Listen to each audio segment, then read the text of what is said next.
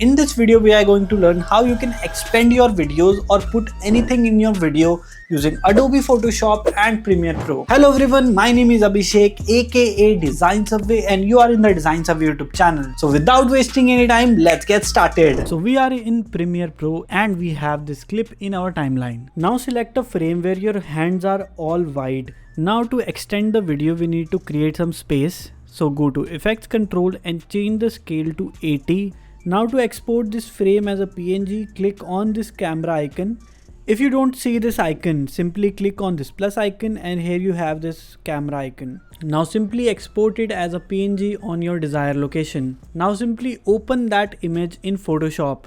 Now with the help of Magic Selection tool, click on the empty area to make the selection.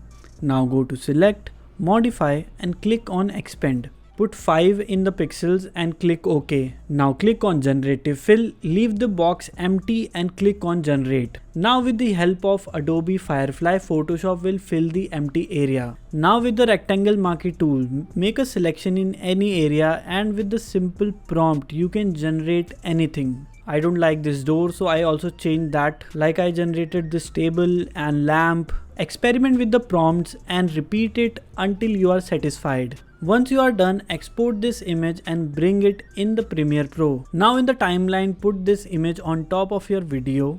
Now go to Effects Control and click here to create a mask. Now make sure you click on Inverse. Now adjust the mask according to you. Make sure all the moving parts are visible. You can experiment with feather or you can adjust the colors and boom, your video is ready. You can also extend your vertical videos in horizontal with this method. If you learned something new, make sure you subscribe this channel and like this video and I'll see you in the next one.